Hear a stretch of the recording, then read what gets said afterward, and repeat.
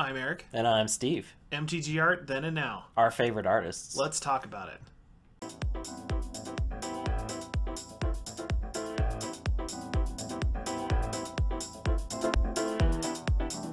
Hey there, fellow Planeswalkers. It's Steve and Eric for Let's Talk About It. This is a new section of the show, I guess we're doing, where it's going to be more of like a spotlight on other channels. Today we really wanted to talk to you guys about a channel that I found like maybe 2 weeks ago called Deck Builder Society. It looks like he's been doing this for maybe a couple months. I wouldn't say more than a year, but his work is impeccable. Yes. He's doing a really good job. His videos that I've seen are amazing. I don't think a single one is really over like 12 minutes long, so it's very straight to the point, which I really like. I know we've talked about that before. Like our videos are like 40 minutes long, so yeah.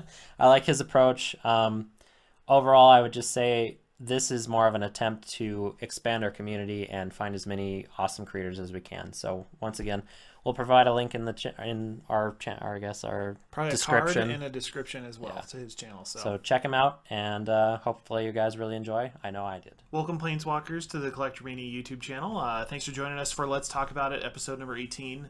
A while ago, we got suggested to talk about art and our favorite art in MTG. Of course, that is one of the things that I think makes Magic as successful as it is. You know, being behind the counter, a lot of people are said, yeah, I used to play this because of the art, now I'm back because of the art, you know, that sort of thing. Everybody's got their favorite, something everybody can talk about, I think. And I love those players that are dedicated enough to try and like make a deck of like a certain artist. And we're getting to the point where there definitely are a few that you can do that with. Maybe not so much in Commander, but like you can make like a pretty good tabletop deck, you know, out of like, for example, like Therese Nielsen artwork and stuff like that, so on and so forth. So I think that's kind of fun, you know, something that we may look at in like 20 years and be like, I'm going to make this artist, you know. Just started or something, Yeah, so. So really quick, the first thing we kind of talked about, or I thought it was kind of curious, if you ever look at alpha or beta, you know, unlimited, some of the, like, there's a lot of names that stick out, like Mark Poole or Dan Frazier, or like, you know, Chris Rush, of course. You think of Rob Alexander. Those are some big names that we know from cards that like you may be familiar with from like current times. When we brought up this idea, I was thinking, I wonder how many artists they had, because like if you look back, or like I forget the Phil Foglio, I don't know how you say his name, but his art is very iconic, and every time you're looking through these old sets, you see a bunch of them. I said, Steve, I wonder how many like artists they had per card back then, like roughly. Did Wizards just have to pay like say 20 people, a handful of people, to each do 20 cards to get alpha printed, versus now it feels like there's a ton of artists? Well, and obviously we assumed, you know, like, oh yeah, there's probably like 20 blah blah blah artists, and like we kind of like posited a theory that it would be probably very few in the beginning, then a lot in the middle, and now we've gone back to very few, because I thought the way that I looked at it is the sets are becoming a lot more cohesive as far as their artwork goes. They all look very, very, like, they almost look like they're done by the same person for the most part. Or collaborated or something. Yeah, exactly. And we found out some pretty interesting numbers as far as that goes, and I, was wrong. You know, first I thought that made sense. I thought we'd have very few to a lot of individuals. Then Steve posited that, and then we kind of found something out.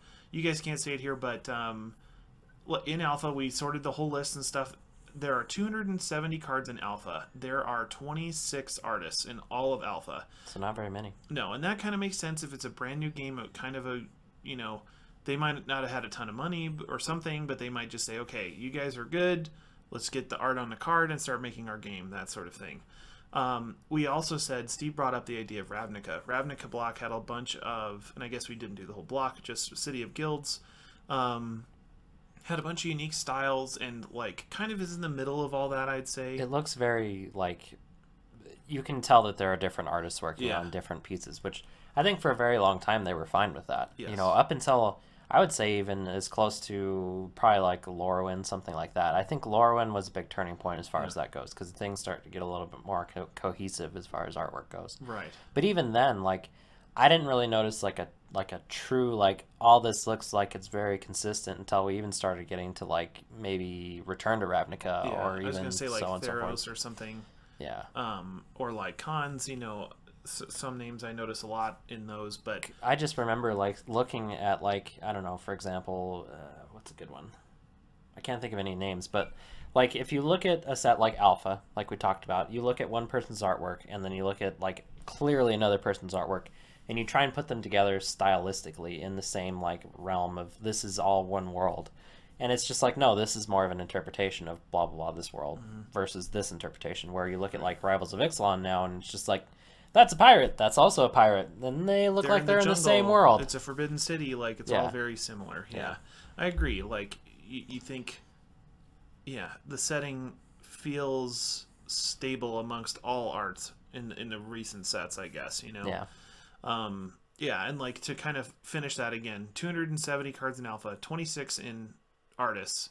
In Ravnica, we had 306 cards and 77 artists. So, you know, 10% more cards, but like triple the amount of artists between those two sets. Of course, you add at least 10 years, you know, 10 to 12 years between those sets.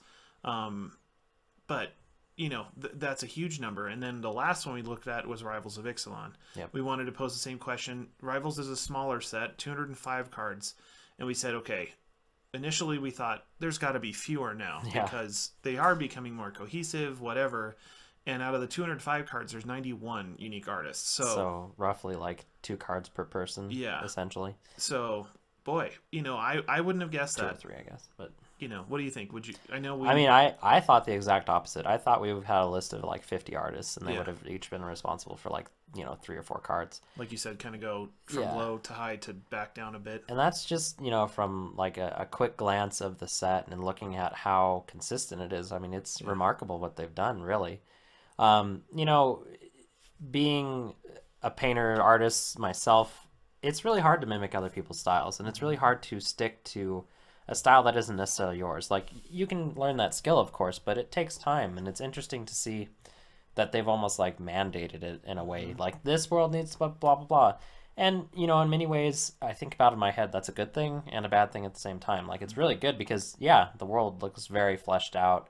And they, I've done a little bit of research on their process and everything like that. Like, they have a group of people that sit together and they basically draw out their themes and what they want the world to look like, and then they send it to the artists, and then everybody else has to basically match that style, which is totally fine. I was just gonna ask what it takes to do that, but a lot of research. A lot of research. I mean, like, they have like style guides, which we've started to see a little bit of that information come out in like the art books and stuff like that, which is where my research started.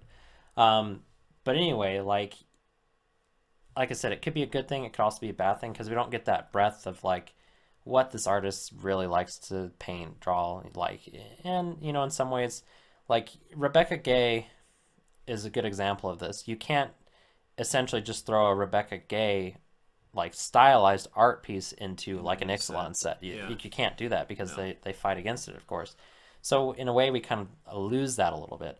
Obviously, big names like that, like Therese Nielsen and Rebecca Gay, like, they are really good at what they do, but I'm sure they can work in other people's styles or whatever they want them to do that.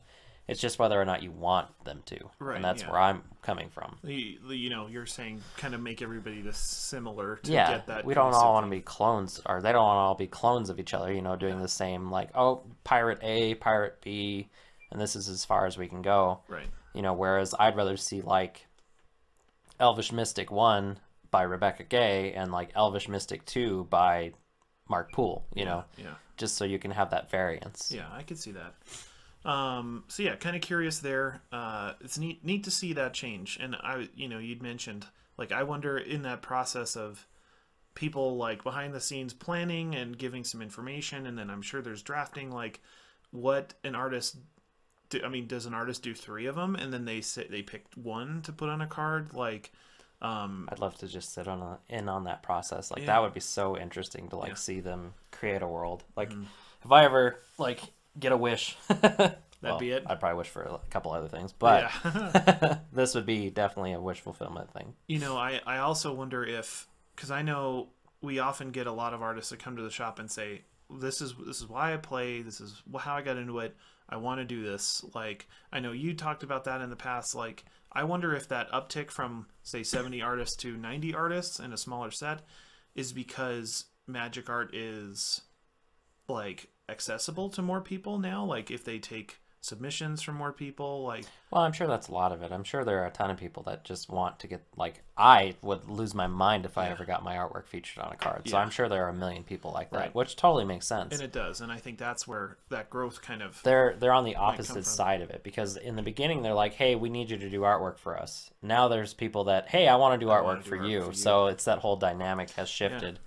And really, Wizards can do whatever the hell they want at that point. It's just like, yeah, we'll take you, and here's 2 cents. Here you go. You get the notoriety, I guess. Hopefully that's not the case. No, I don't think it is. I think they pay their artists fairly well. Yeah. And, you know, that's the hard part. You know, just speaking like artist perspective again, like freelance art is tough. Like you really have to be very motivated. You really have to push yourself, and you have to find a niche essentially. Like I have always kind of like, I like what I do. Like I like being able to paint the cards and whatever and make money doing that. But man, if I could ever do what they do, I'd just lose my mind, like I said. So I think that's any artist's dream when they come to something that they love, like D&D or anything like that. So So into our second half of things. Do you want to start with yours? Sure. Make sure I don't goof this up. We're gonna go away since we want to focus on the artwork a little bit more. The beauty. So this is one of your chosen artists. We each chose 3. Yes. So Darla Ortiz, I assume. She's really interesting. I did a little bit of research on her. Heard a little bit about herself. I'm not really going to get into any of that just because you can kind of look it up yourself. But I really, really like her style. As we'll move on to the first image here, if we can. Oh no. There we go. Sorry. So, Vindicate. This artwork, I remember seeing it way back when. Well, not really way back when they did the promo. I think it was like 2-3 years ago or something like that. And I just fell in love with it. It's got a very, like. One thing I'll say about this artist is I really love the way that she uses very muted tones. Like she adds a very, very, very small amount of color, you know, apparent, you know, from first glance. Like you can kind of see the blues and the reds and the blacks and stuff like that in Soren and the guy that he's basically destroying. But it's very muted, which I really like. I really enjoy it because there's a lot of artists that just shove a bunch of color in your face and like, oh, this is what I'm after. But, you know, style-wise, I have always drifted towards more dark kind of things just because I guess I like that macabre kind of nature. We'll move on to our next image here. This is a really good example. Like, look at how gray this image is, and then you have that pop of color on Liliana's dress, and then that pop of color in the red and the flames, the orange, you know, the magical stuff that's going on. But for the most part, everything else is very gray tones, very, you know, subtle, very light, which I really enjoy. You can also add 2 cents on this if you like to, Eric. Yeah, like that's kind of what I went for as far as like light or like the grade. Like here, like you said, everything's kind of not in the middle, I guess. And I don't have a schooling in art, I guess, but you know, to me, like you said, it feels muted. Everything's in the middle. Like you think of Liliana's purple, and there it's almost like gray, purple, black. Like it's hard to tell. You know, like you said, her skin and the ghouls and the sky, it's all gray. Like, and we'll get, when we get to mine, I'll show you one of my guys, like, just as far as how he goes from the darks to the lights, you know, that sort of thing. You know, it's really, I mean, like you said, the style, it's a dark, muted, gloomy style. Well, and even just looking at, like, the composition of this piece, I love that it's very like simple. You know, it's very centered. You have the moon right behind her. It's just off by a little bit. You have this giant city behind her, and then you've got like these ghouls, you know, these zombies like around her. Like the center of attention is obviously Liliana here, and the composition here is just amazing at portraying her as the main figure. When you think of Liliana, she is the most important figure in the room. So this piece just really, really speaks to that. And then we've got this piece, which is probably my favorite, to be honest. Gulkar Gisa. I remember getting this card out of the pre-con and just falling in love with the image right away.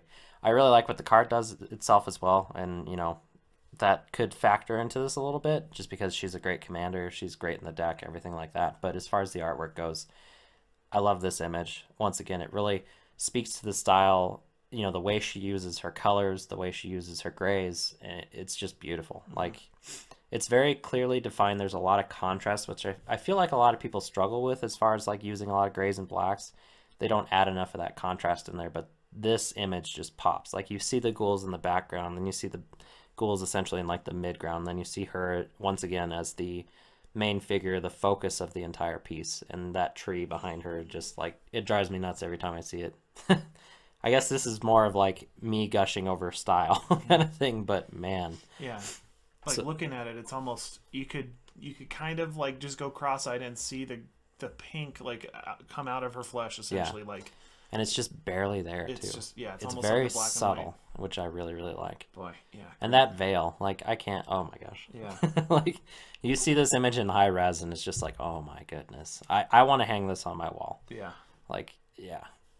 And then we'll move on to, I think I grabbed a few pieces of hers that aren't necessarily magic related. And you can kind of see this is probably, well, I don't know what she probably did this in, but it's, once again, very gray tone. This is just purely like black, white. And that white on that like cloak is just stunning. Mm-hmm. And the birds, the feathers, everything, once again, just knocked it out of the park for me. I love those darks with those lights. Like that contrast is, I guess, what I'm getting at in most of this. It just is absolutely beautiful.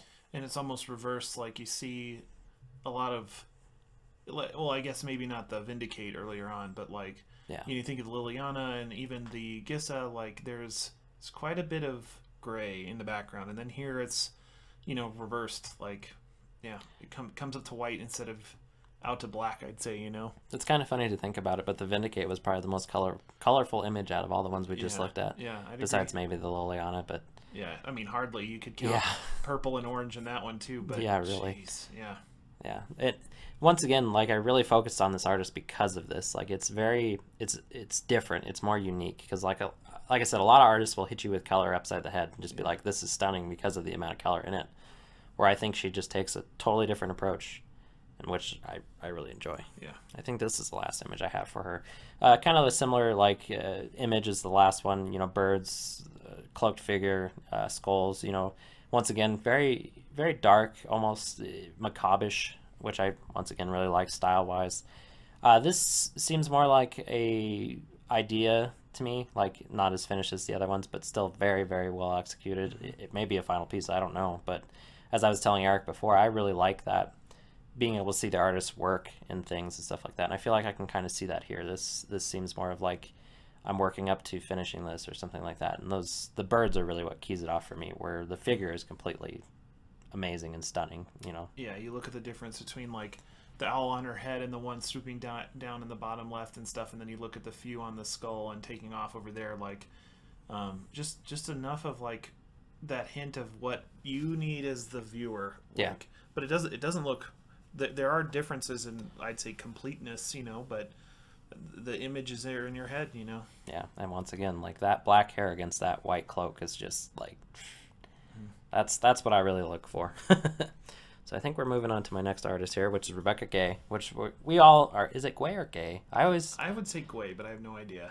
I hear people say it different each time, and I'm not sure. It doesn't really, I guess, well, it does matter, but yeah. I'm going to say Gway. Rebecca Gway, she's one of the two main female artists, I'd say, in Magic, as far as like notoriety. Yeah, I think most people would know Therese Nielsen for sure. And Rebecca Gway. Which is kind of funny because they have a very almost like, well, not too similar, but kind of similar style. It's very watercolory, very like fantasy. I guess I would say high fantasy, which I guess high fantasy is more of a book term, but you guys know what I mean, a reading literature term. So obviously we've got Bitter Blossom here. This is one of those pieces, once again, it just hits you over the face with color, and I love it. So now we're going to kind of get into the opposite side of the spectrum. But in a way, it's still kind of muted. It's still got like a very, like I said, watercolory type feel to it, which I love that medium as well. The flowers in this piece, like they just stand out to me. It's very stylized in comparison to what we were looking at before, because I guess the previous artist is going for a little bit more of a realistic kind of tone, where this Rebecca Gay is obviously going for, once again, like a very fantasy-based, like illustration or something. Yeah. And I just, once again, I just gush over this kind of stuff, which is nice that we can look at so many different artists and like approach it from so many different angles. Yeah. This Rebecca Gay is probably one of the artists that I would say you could almost pull off a full EDH deck. You could probably get pretty close. She's been working with Wizards for years and years and years now. So, and you think of very iconic cards as well. Like, you know, and I don't think her style has changed too much. Like, you know, I think there's cards in like Ice Age that, like, I'm thinking of like, is it Autumn? Yeah, I know what you're talking about. And it's like I'm not sure, but I'm pretty certain that that card is hers. Like, could be. You know, I could be wrong. We'll but have to look that one up. Yeah, like see. like this look it hasn't really changed, and I think that's why she is a prominent artist, because they'll say, you know, take this and make it, and they know what they're going to get. It's something great and something stylized, you know. Well, and I think that speaks to our previous point, and that's something that I'm worried about going away, you know. Yeah. But I mean, I guess they could kind of keep that alive in like Commander products and like supplementary sets and stuff like that. I think of like F&M promos or like the masterpieces, like yeah. And we'll move on to our next image here just to give the viewers something. And this is Channel, I believe, right? Beats me, I'm not sure. I think that's the name of this card. But anyway, the artwork is what we're really here for. Once again, we get back into like a muted color tone. We're getting away from the grays, like I said, from the previous artist, but still very subtle color use. Like that, the blue and the white against like the orange and the yellows and like the subtle hint of green. Like that to me is a very complete color scheme. It's very beautiful, really. What else is there to say about it? I love the way that she does hair. It's very simplistic. It's very straight to the point, in my opinion. Like, this is what this is, you know, it doesn't need to be anything else, kind of thing. Same with like her clothes. If you look at her artwork outside of Magic, it's very, I don't know, it feels, there's a word for this, but I can't remember. Anyway, it's very like female figure driven, which I really like. It's got a lot of, I guess, more risque images that they can't really necessarily use in Magic. I don't think I grabbed any of those because, you know, who knows who's watching this, but I do like that style. I have always, you know, gravitated, you know, being in art school and everything like that, you kind of learn that the body is something that you just draw and you don't necessarily look at it in a perspective of, you know, like lust or anything like that. It's more of just an object of beauty, you know, something like that. So sure, yeah. I don't know why I got into that side tangent, but I mean, it makes sense. Like I believe she did the Path to Exile promo, didn't she? With I think like so. The hero resting in a grave or whatever, and then like a female angel, like that's one of those things that sticks out to me. I mean, I think if we go back, that like fairy looked very feminine. Do you know what I mean? Like I could see that as well. So yeah, I just can't get over that dress against that yellow background. It just pops so well. Let's see, let's move on to the next one here. So I really like her landscapes as well. Like I was telling Eric, they're very, simple is the wrong word, but that's the word I keep using. Like, it's very like straightforward. It's very like, this is what it is kind of thing, in my opinion. And that's one thing, going back to the making a cohesive deck idea. That's one thing that Rebecca Gay definitely has over other artists if you're trying to build something like that, is she does have the lands. Like, she has each basic land, I believe, at this point. I think Therese Nielsen does as well. There are a few artists that have done illustrated each one. So that kind of helps you in that, I guess, objective, that goal. And I'm not necessarily saying anybody needs to go try that, but if you're looking to do that, this might be a good place to start. Yeah, definitely. Yeah. Let's see. Just got another one. I think this is a Plains from somewhere. I don't know where, but somewhere. Once again, stunning, very muted colors, just beautiful. I love the highlights on that tree. It just makes it really pop from the background. And this is something that I need to learn as an artist, is I suck at landscapes. Like, I hate them. And they're kind of like my challenge. I'm not very good at perspective. Like, that's something that I've always been kind of awful at. I'm very good at like figure drawing and like making characters and stuff like that, but I've never really pushed them past being in like against a wall, you know what I mean? So that's something that personally I really like about her artwork. The depth of field, just being able to look into the distance and say, oh, there's a mountain back there. You know, there's just suggestion, but it's there, kind of thing. So I was thinking about that in the last one. Like, if you look, there's, and I should have mentioned it then, but the more I looked at it, it's like, oh, it's a lake, some trees, and the sky. Like, then it's like there's like cattails there in the fence. We can go back. Yeah, you know, if you take a look, there's like reeds up front, and if you're not paying attention, you wouldn't see that. Then there's a river in the background. Like, this could be a river to begin with. Like, you know, there's a fence there. There's all these like bouldery cobbles up front. You know, like, like you said, there's just a hint of all of these things, but it's just like this painting is like a mile deep, and it's Yeah. yay big on your monitor, you know? Yeah, exactly. And there's just like, once again, a depth of field that you feel.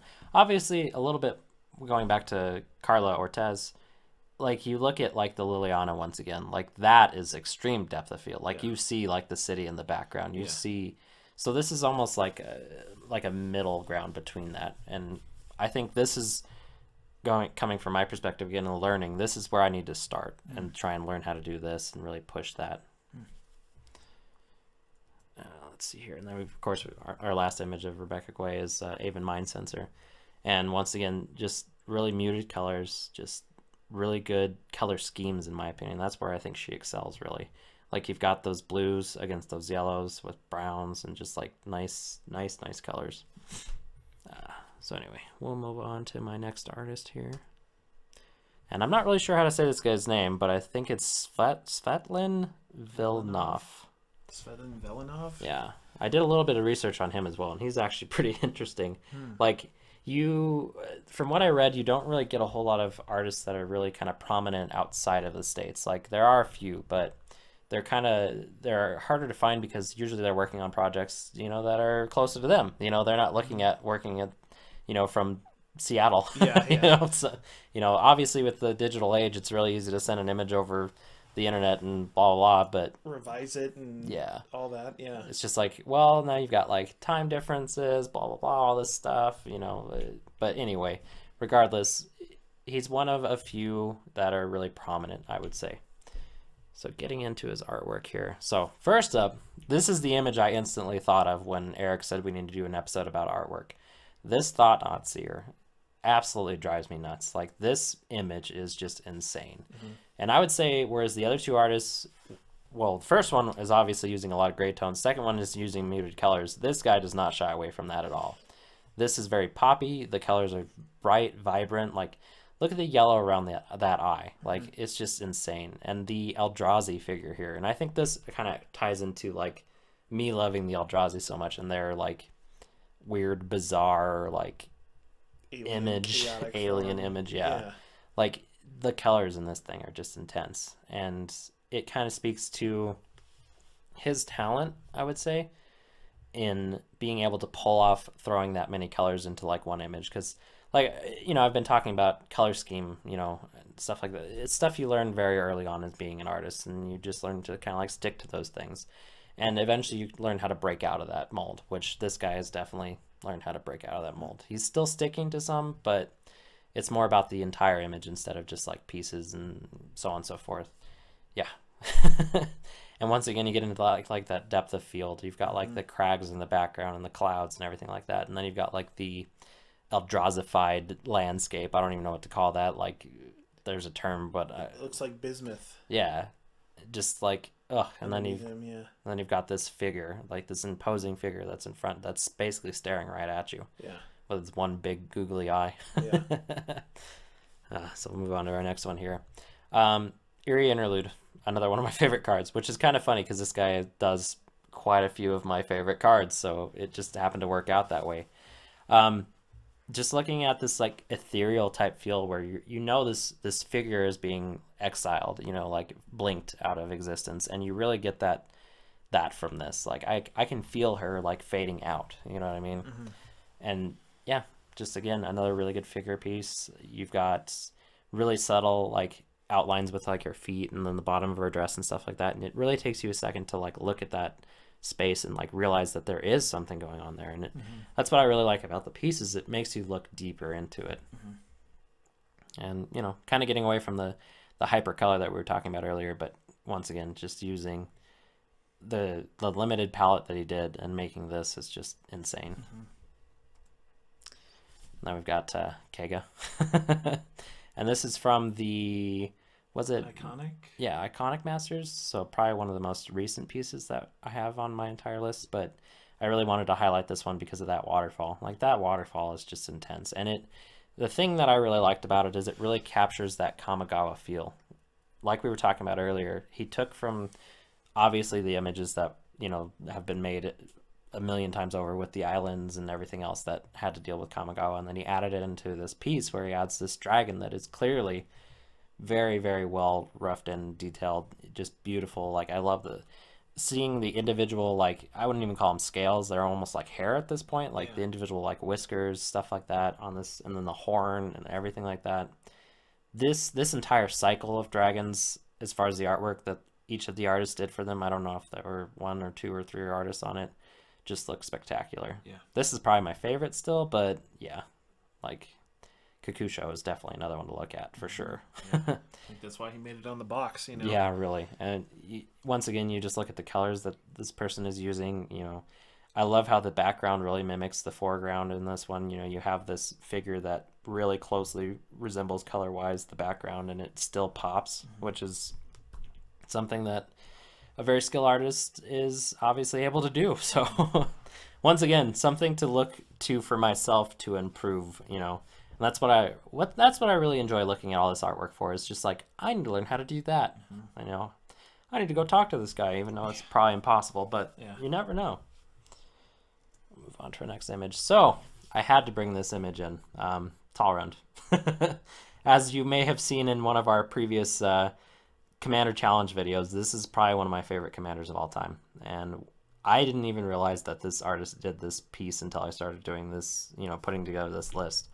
So it just made me super excited to know that he illustrated one of my favorite commanders of all time. And like, I continually look at this piece and it just awes me. Like once you look at the high-res image and you look at the rocks and you look at the water and you look at the merfolk and you look at the drakes, it's just how much can be going on in this thing and still all be tied together into Talrund. Because Talrund is the prominent figure here, but once again, there's just so much going on.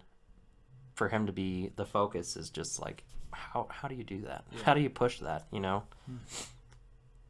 I can't get over the realism of the water. That's where I'm at, you know, like I keep looking, the spray behind him and like the like foam beneath his feet and stuff, and in the background like the cresting wave to the left, like, and just the sunlight, like if you look, it's almost like vignetted. There's like a triangle of light kind of, and then it kind of gets darker as you go out to the edges and the top and stuff, and it's just like, holy cow. The rising storm, basically.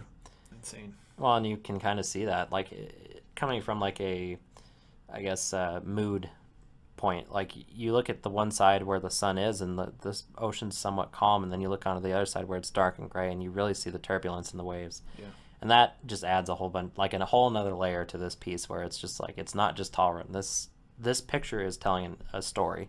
We may not know what that story is, but it's definitely telling a story. Yeah. And that, you know, you might get more context clues from like the flavor text and so on and so forth, you know, like what's going on in this character. It's been so long since I've even like read about Talrund, or, you know, there's very little information about this character, which sucks. I really hope they go to a plane where he is and, you know, maybe feature him. That's the only downside of coming out in a core set, is you really don't get to like know the character as much as you would normally. So yeah, he's in 13, right? Core yeah, 13? I believe so. Yeah, because he was with Krenko and like Audric and stuff. Like, I don't even know if we know what plane he's from. Yeah. Like, I would have guessed Ixalan from what we've seen earlier, but I think it's different. Like, he looks way too merfolky, whereas the new ones look very like Mesoamerican, like and they have more of like a flowing fin kind of thing going on, where this guy's, to me, the image is very sharp. Like, it has like a very like he looks like a fish. He's got like bristly fins and stuff, and like exactly. Yeah, I agree. Yeah, it's crazy. I think that's my last image, so I think we'll roll on to Eric's choices now. So, I chose a few of my favorite cards, and then as well as some that, like, going through cards, you know, as a purchaser, as a shop owner, you buy a collection, you got to look through them. Like, certain ones really stick out. One from when I used to play, like, I played Lorwyn block through just before the beginning of the Zendikar block, and Chippy was one of my favorite artists. I played an Esper deck, and you guys can see, I think my first choice, gotta get on the thing here. I always forget that we have to click on it. Yeah, is Master Transmuter here. A lot of the cards, like, you know, first off, I notice, of course, the lady. Like, this is a good use of, I'd say, maybe 3 colors and their values, like, you know, the white, the blue, and the black, essentially. Like, but if you look at it, you've got kind of a cream here and there on the right, and in her skin and her hair, and then like in the background you've got the stars and like the blue on the left, and my gosh, Just a really good flesh tone. And yeah, yeah, it looks very like artifacty. This, I think the card's talking about like the flavor text is, you know, what can I turn anything into, essentially. Yeah. And like here she's turned herself into this. Like one thing that always gets me is like the line that goes across. Like she's in this room and it's got this line, and then that line goes out the whole way to the horizon. I think Chippy's got a set of island artwork from Shards of Alara that show like literal like grid lines in the sky, and those grid lines carry into the clouds, and it's just like, it's just very stylized and odd and cool, you know. I think this is where we kind of maybe not necessarily start to see it, but you can definitely see it like with the shards.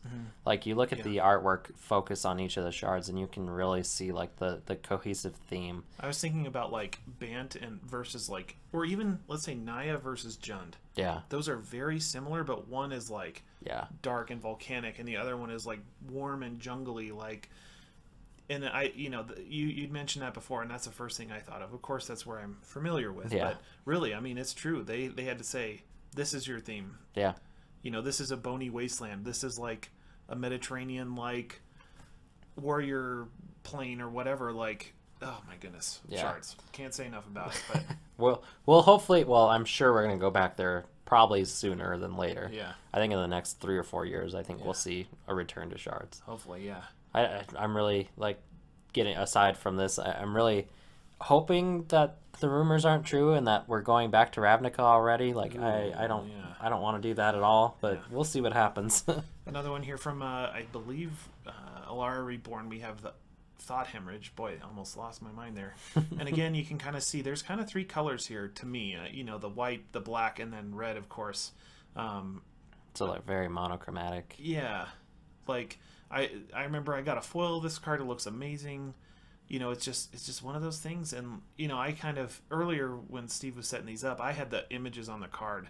Like sometimes even just the frame of a card can add to the artwork that the is artist true. has done. That's a good point. And I think this is one of them. Seeing this on, it's a white black spell, I believe, and it's got like the gold border around it. It just looks insane. It's, oh my goodness. And then it's another one that you look at more and more. Like I had never noticed, but this is another Aetherborn or whatever. She's got her legs made out of the same sort of like Ethereum. Yeah, Aether Rot or Aether Rot. Is it Ethereum? Iron. No, that's a currency. What am I saying? I mean, there's like a Aether Rot page. It's one of those artifacts that's got that like loopy filigree look. I can't remember what the heck of the name of the material is, because that's the whole like. If you read the like Brea storyline, that's the whole reason she goes. I think it is Ethereum. Yeah, because there's Ethereum Sculptor. Yeah. So yeah, that's one of my favorite. I wonder if they got that name from Magic. Yeah, maybe. I don't know. That's an interesting thing to research. But yeah, very like still in the same set. Very.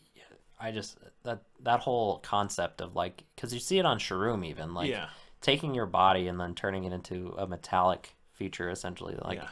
My arm's now metal, or I don't know how they do this, but like my waist is now metal. Like where are my eternal organs? Like does the body work the same way at that point? Because there's Either Sworn Canonist, which also says something about like the shoot, I can't remember, but it's essentially the same thing. And she's got like, she does this, you know, you guys can't see, but one half of her hand is like that metal, and like she's saying something about like we only let through like artifacts or whatever. This is the start of the transition.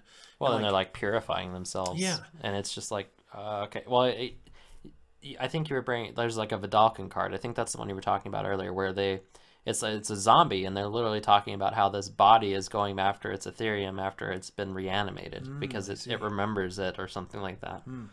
There's also like Scourglass, and I think that card definitely speaks to that sort of. And I know we're way off. Yeah, like artwork. We're in the weeds. But you know that it kind of goes with the cohesiveness. They talk about like pretty much like whatever flesh is gone or here will be gone and replaced with this metal. Like, and that's the Esper idea, I guess. I'm interested to see if we do go back, if they will have like complete people, guys, you know, like completed Shroom. Like, could you imagine that? Like that would be a great like story element. Just to be like, here's completed Shroom, and you're just like, oh my god. So I think I've got one more from Chippy. This is Shivan Meteor, And you know, kind of, I guess like 3 colors here essentially again. Well, and I would kinda, definitely say this one sticks to color scheme. Yeah. Once again, like a teal and an orange, like. well, and you learn early on that pushing like values and colors like this, like they obviously are really smart about what they're doing here. They're putting the red up front, the blue in the background. Like that's a very hot cold. Oh, sorry, hot cold kind of thing that is very obvious, but still very nice and nice to see. Yeah. You know? I remember somebody had done a YouTube video talking about how like pleasing these colors are, and like all the movies in the last like 5 years have like this sort of look. And one that sticks to me that you guys might also know is like the Dark Knight, Oh yeah. where you've got, you know, the Batman symbol blasted out and the whole building is like this blue gray, similar to this, and it's just like those two colors work together perfect. And you know, kind of the more and more you look at it, like I'm curious to see this guy, you know, in the foreground about to get, not foreground, but you know, the focus of this meteor's attention. Yeah, like You know, just the action there. He's dropped his staff or whatever, and you know, saying his goodbye, I guess. And even you look in the background on both sides, or like the little ledge here on the blue and the left, like, yeah. and it's kind of in the right. Man, oh, so good. Yep. So good.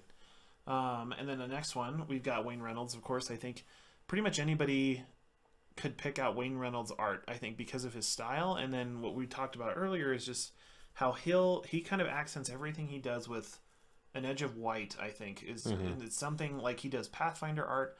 I think that's where I first noticed him, because I didn't play Magic like a whole lot, but you'd see it on like D&D art and stuff too. So if we take a look, first one we have here is a Johnny Vengeant. Like, I also talked about light. In a number of the cards he's done, he goes from a very luminous background to like that contrasty, like viney, you know, like in between, I guess. It's very sharp. Once again, it's like it's stark, I guess is a good way to put it, because it's just like you know where the edge of his hairline ends into the forest. Like there's no question about it. Yeah. And like you can kind of see it here in a Johnny's mane, like, you know, he goes down from the like the cream colors to like the white on the edge, or like even if you look, it's kind of hard to see in some of his claws, but I mean he could have gone with just like a black claw or something, and he brings in gray. Like he brings it up more than I would think you may need. You can kind of see in Johnny's abs, like there's a little line of white here and there that's kind of just stands out. And the thing that I always key in on is like the posture. Like a Johnny, like no, if you stood like this, you'd ache. Like and I'll show you some of the other images here too. Like he's got like a very exaggerated posture to me, and I think that always sticks out to a Wayne Reynolds piece. And you'll see him in the next one. But do you have any comments here? Or? I just parrot what you said. Like the postures, it's very much his style, and that's where I think we're going to get on this artist in particular. Yeah. And once again, going back to our previous topic, is this cohesive theme on a set a good thing? Because once again, would this art be in Ixalan? No. There's that answer again. It's just like he's done a number. I think one of the ones I saw was Hostage Taker. Okay. At least I think. And I mean, like there's kind of some exaggerated features and posture there too. Like, but it does. His is preserved, just like if Rebecca Guay did something for Ixalan, it's a little bit preserved there. So they have a little, maybe some tug when they're essentially sending them the piece. They're like, we want you to kind of be like this, but we know that you're established, so we'll let you do this. Yeah, you can do what you kind of want. Yeah, I can see and that. You know, I guess I could say that for any artist. You know, maybe I'm looking at it a little bit too broadly, and like maybe there is a little bit of difference, and I just haven't really noticed as much. So maybe I'm being too picky I would about agree. I think if you ask most people, they'd say they would never guess there's 91 artists. Yeah. Like in Ixalan, Arrivals of Ixalan, you know. We have Boulder heavyweights here, of course, and like the thing that always gets me is just the calamity and even like the little character, like this guy on the far left, running from his house. He's got kind of an exaggerated look, like, and the big guy, of course, on the left, like just his neck, like he just looks like some big broody dude, you know. Well, and what's funny is, like you talked about earlier, it's just like as soon as I saw the Ajani, I knew about this image. Like I didn't even have to put the artist's name together, because I've never focused on this artist, so I don't know what cards he's done, but I knew as soon as I saw the Ajani that this was one of his cards, which is interesting to think about. Once again, getting back to our first topic, it's just like I know this artist. You know, I may not know who the name or anything like that, but if I see one You can see card, a I can card. probably pick out another Oh one. yeah, big time. I bet. And maybe it'd be curious to see. Let me know if you see more and more. They're just like, oh, holy cow! Like Yeah. we could be playing a challenge, and or like one thing that, and I think it's our next image. It's just like the minute they announce the new artwork, I'm like, oh my gosh! Like I know I can't even see the name, but I know who did this. Yeah. But again, you like Well, and that's I guess how you'd feel about like Rebecca Gay or Therese Nielsen. Like you just you instantly can like, tell. yeah, Yeah. One thing we should have mentioned maybe is we each chose like one big name and two smaller names, I Yeah. would say. And Wayne Reynolds is definitely my big name. I think most people are familiar with his work from D&D and like Pathfinder, and then of course here in Magic. But I think the last one we got is Zozu the oh Punisher. yeah, And like they announced this for the Goblins versus Merfolk. yeah. I think it was Yeah, and it's just like I could tell. Oh my god, it's just like, dude, like look at this skull, like. Oh man, it goes up to that white. You look at the white of this guy's like ice cleavers, yeah. and then it goes even whiter than that. Like, and then just kind of this weird like hulking posture. Like, Well, and stylistically, like it's a Kamigawa Goblin, Yeah. which once again, pulling in that reference material and then making it their own, because this is a Kamigawa Goblin, but done in this artist's style. Yeah. Like you can definitely tell, and it's just like holy crap. yeah, Like those eyes against that body really stand out to me, and the fact that the eyes mimic the background once again, like it's just like, yeah, amazing, beautiful once And again. There's a lot of flow as well. Like, and I guess I didn't notice that in the other two. I mean, maybe in the Ajani one with the branch and stuff, but like, Well, yeah, compositionally, like you it takes you on a journey. Like Yeah. you see the skulls and you see, well, you probably see the image first, of course, but you can kind of move your eye around the image, which is something that as an artist you're always trying to do. You want your viewer to see everything. You don't want them to stay on one point. And I feel like this definitely does that with the way the mountains are framed, with the way the mountains frame him essentially, or Zozu, I think is a boy, or I'm not sure. I think it is him. I don't know. And the way that spear brings you back up, and then you can also see the building on the side. Like it definitely makes your eye move around the piece, and I think that's speaking to the amount of contrast the artist used here again.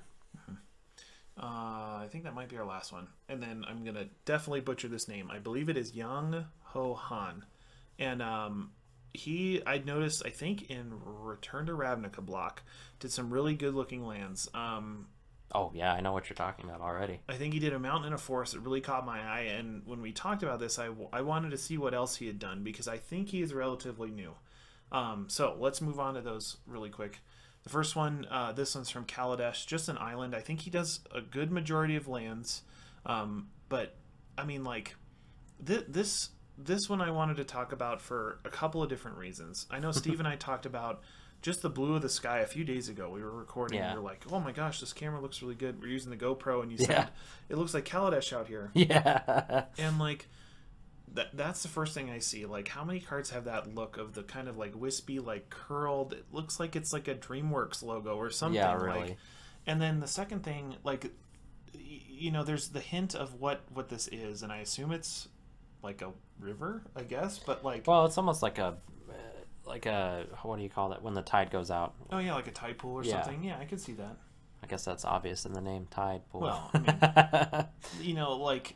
It's having a hard time getting there though. You're good. The thing that I wanted to talk about this image was this totally looks like Kaladesh. Yeah. Like, even though it's totally like wacky, it almost looks like a fisheye. Like, but it's Yeah, like those elements are there. it is a weird like perspective, because you see the curve of the planet essentially, and it's just like, that'd be a really small planet if that was the case. So.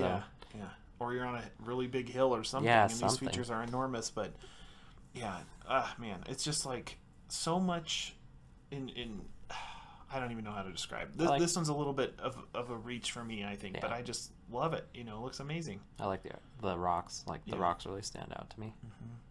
And again, there's kind of some flow. Of course, there's a bunch of spirals, but you start on the left, you go to the right, you come back over. Like, you kind of just move all over this image, I guess. It's really busy. Yeah, super cool. The middle one, of course, Maze Vith. Oh gosh, I would not want to draw this. Yeah, Like, no way. This would hurt my brain. Yeah. Like, he's got, like you were talking about, some perspective, and like, dude, Yeah, you can't even like start with this one. It's just like, holy crap.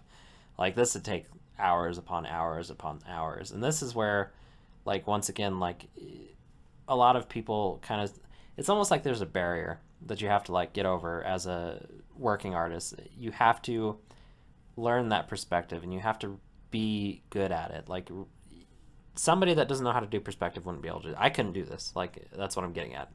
Is you look at like the far off distance, like even coming over here onto the, what would that be on the viewer's side? It should be the left. It should be The left side. Like you see that like trench go past, and then you kind of like see it kind of line up to everything else. And that's where I really start to look at things as far as perspective goes. Does it make sense? Yeah. And the fact that you add another layer onto this where it's a rolling hill instead of just a flat hill, and then you still keep it in perspective. Keep all that geometry looking right and stuff. Like it's just like, oh my God, how do you even do that? You know? You know, I wonder, something that I've thought of is, are these digital or...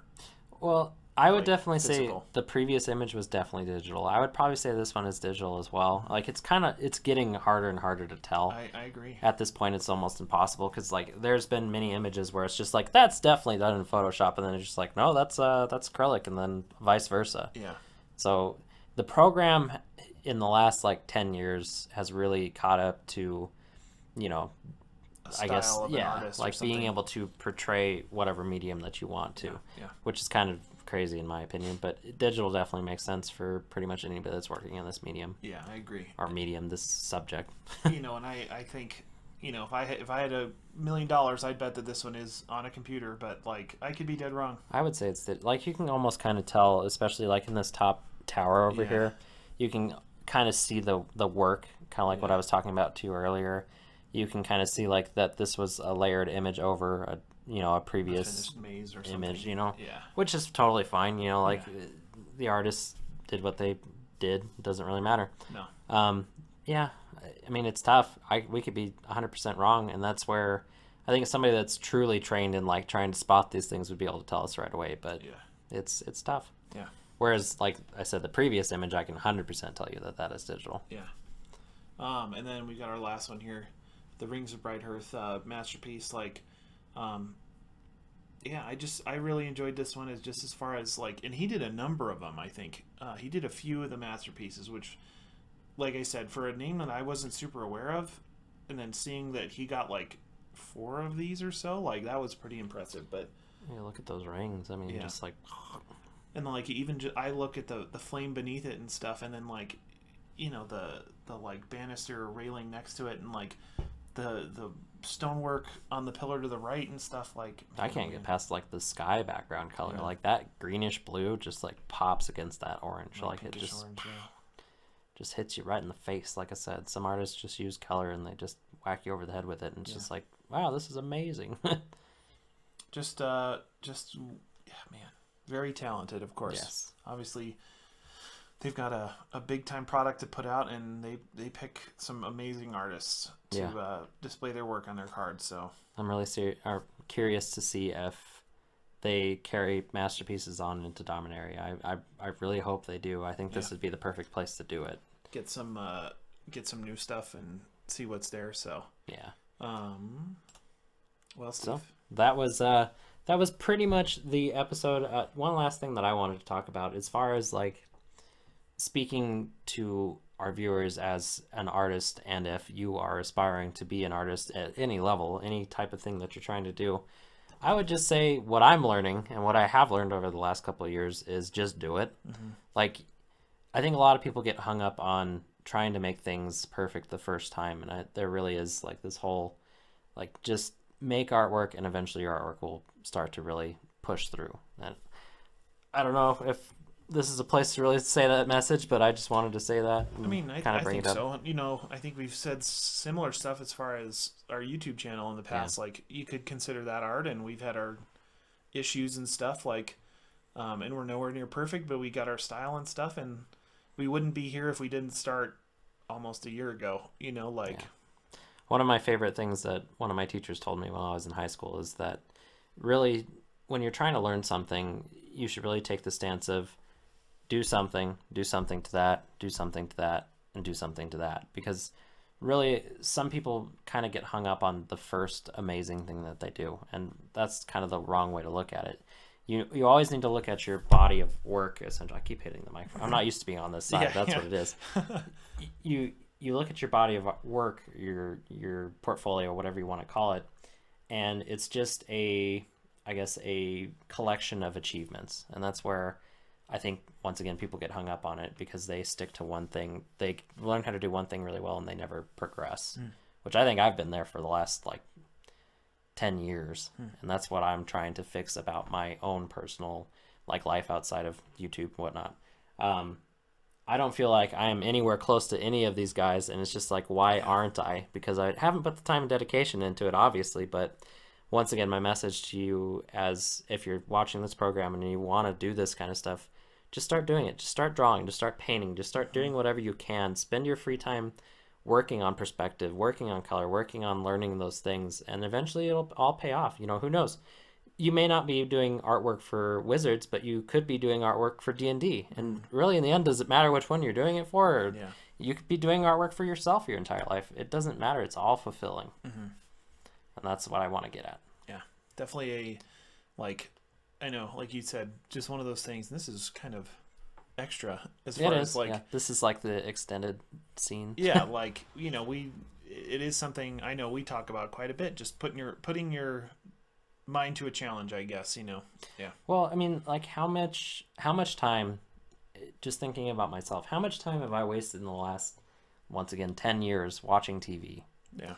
And there's nothing wrong with watching TV. That's not what I'm trying to say. If that is what really gets you going and you want to watch a movie and watch TV, do it. But realize that there's more to life than video games or watching TV or blah, blah, blah. A conversation that I continually have with a few friends is all I want to do after work is go home and relax and veg out or whatever. But if you think about it, doing these kind of things can be your relaxing. Yeah. Just because your mind is still active and you're still doing a task doesn't mean you're not relaxing. You're fulfilling yourself because you're doing something that you want to do. Right. Yeah. And me and Eric have talked about a million times over, to anybody that wants to make a YouTube channel, it is a lot of fun and it's a blast. Yeah. It's a lot of hard work, but really it's a blast because once again, you learn skills that you never would have otherwise. And you start looking at things anytime I go out now, it's just could I film this? Should I film this? Yeah. Or, stuff like that. And it's just I've been looking into framing scenes and stuff like that. You would have never thought about that before. And now I can pick up a camera and just be oh, I know where to focus on. I think you even said something about it when we were doing the 700 viewers video. You were just oh, that's a really good shot. And it's just finally that work's starting to pay off a little bit. This learning is starting to factor in somewhere. Yeah. And it's good to see those skills that you're trying to develop progress, I guess. Yeah. And me and Eric were talking about earlier, it's just what is holding us back from doing anything? Eric wants to make molds, he wants to build scenery for things, and I want to learn how to play guitar again. All that's really holding you back is yourself. Yeah. So I don't know. Bottom line, just do it. Yeah, Don't just sue do us, it. Nike, please. Yeah. Oh God, I didn't even think about that. Yeah, Nike. We're not trying to. We need to come up with a different phrase.